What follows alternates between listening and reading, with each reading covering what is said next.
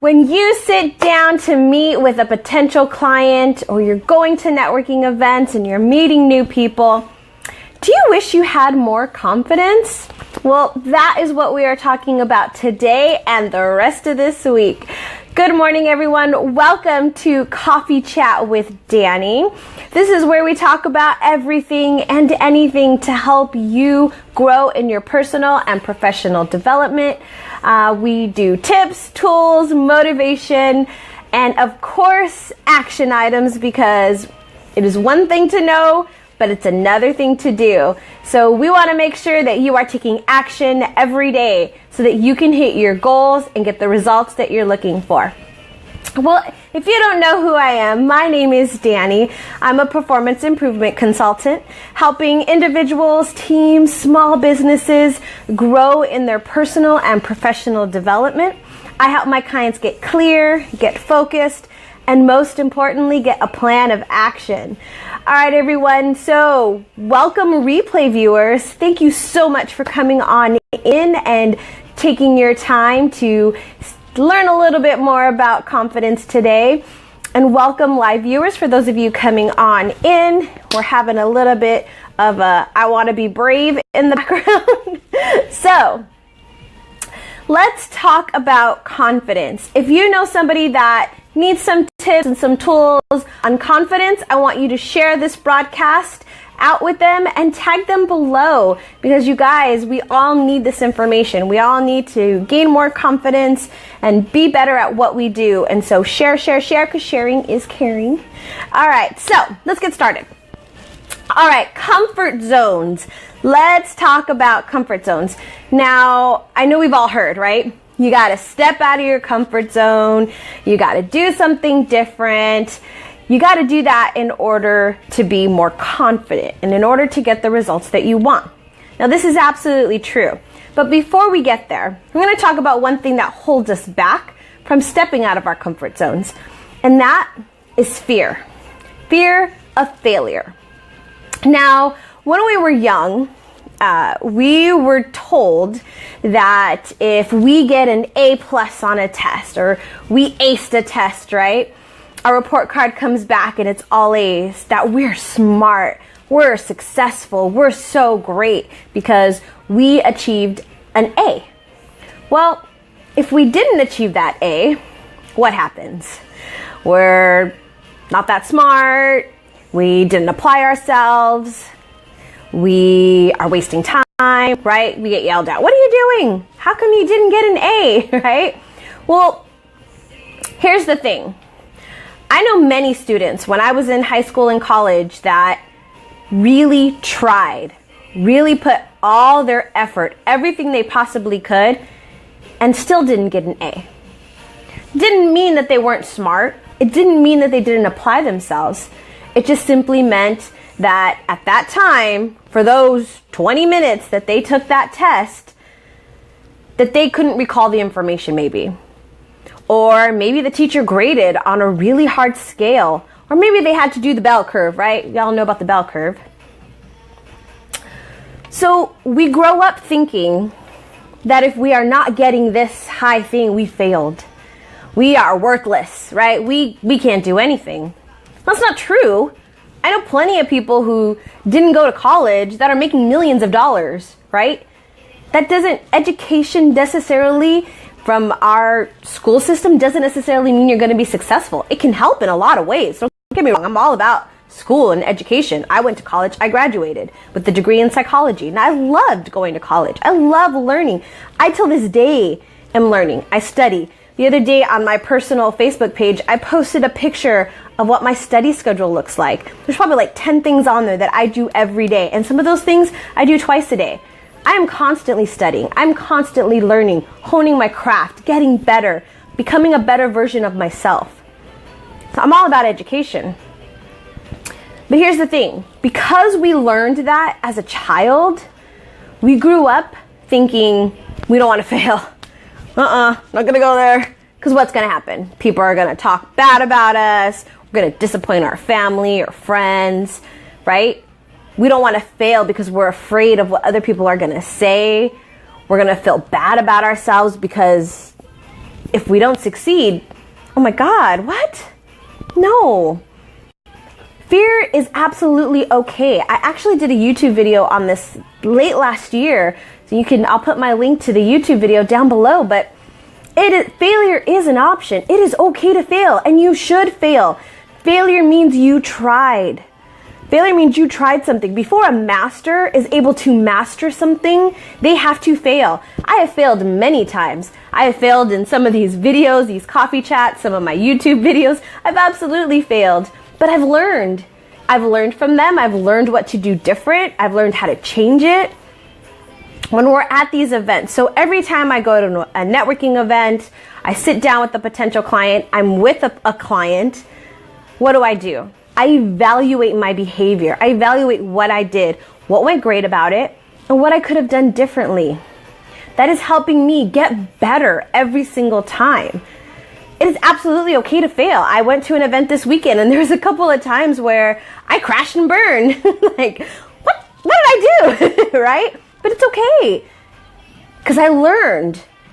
I went back, I came home on Saturday night, and I thought, okay, what can I do differently next time? How can I make that even better? I didn't lose my confidence. It didn't mean that I'm not a success, right? Because I failed those couple of interactions. That doesn't mean that. It just means I tried something. Maybe it didn't work. Maybe it did. The thing is to try, to step out, to do something different. Okay? Look at my notes because I got all riled up there. You can tell this is a topic that I absolutely love, because sometimes we think that we have to be so perfect and we have to do it exactly like other people, and we absolutely don't. Later on this week, we're going to talk about making decisions, and decision making is a big thing for some people, right? We struggle with the making decisions, and we're going to talk about that because it's another topic that just it fires me up. So, all right. If you have any questions, leave them down below. What you've experienced with stepping out of your comfort zone, maybe something that you've tried and you've learned and you need to tweak, you need to do something different, or something that was successful that you tried it worked, and bam, now you're excited and happy and you're moving forward in the next step. All right, so the next thing I want to talk about, so we kind of talked about how failure is an option. We need to fail. Next, we're going to talk about if we don't like what our current results are, we got to do something different, right? We kind of talked about that. I mentioned that at the top. But we tend to go back to the what ifs. What if this happens? And what if that happens? And what if it doesn't go right? What if I completely look like a failure? What if I'm absolutely wrong? What? Right? We have all these what ifs. Well, confidence comes from knowledge. Let me repeat that. Confidence comes from knowledge. Okay? What happens is why we're what-ifing is because we don't know. It's the unknown. We don't know what's going to happen. And that's okay. What we do is we learn. We gain experience. So let's go back to our networking events, our meeting potential clients. Let's go back to that. If you're going to a networking event, let's say, and you know where the location is, maybe it was on Facebook or Eventbrite, and so you see some people who've RSVP'd. Okay, this may sound a little weird, but go in and look at who those people are. Look at the location, see where it is, what type of environment it is, right? The next thing is go and look at some of the people who have RSVP'd. Go look at their LinkedIn, their Facebook, any of their social media accounts, YouTube, Instagram, any of those accounts. And here's why. When you do that, when you go and get some knowledge of who's going to be at that particular event, when you go in, you're able to be like, oh, I know that person because I read up on them and they do this and they were recently here and they thought about that. Now, when you go and you meet this person, you already have some knowledge of what this person does, of who this person is. So you're able to walk up with more confidence to say, hey, Robert, right? Yeah, I'm Robert. Maybe you don't have to call out his name. Maybe let him introduce themselves. But you have this knowledge, this background of this person, so you can enter that conversation with more confidence. You see where I'm going with this?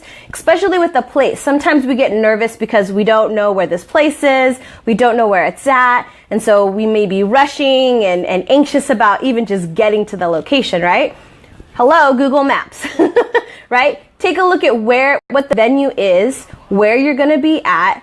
See the location around it, see what's around it, know where you're going, gain some knowledge before you even go. When you're sitting down with a potential client, the same thing. If you have some information about that person, get it, look it up, study it, know more about that person. That way when you enter that conversation, you have the upper hand. You know who this is. I used to do this in every interview that I ever went to. Anytime I interviewed, I always researched the company. I researched who the person was that was going to interview me. I wanted to know who this person is so that I could come in and relate to them. I could come in and show them what I knew about their company.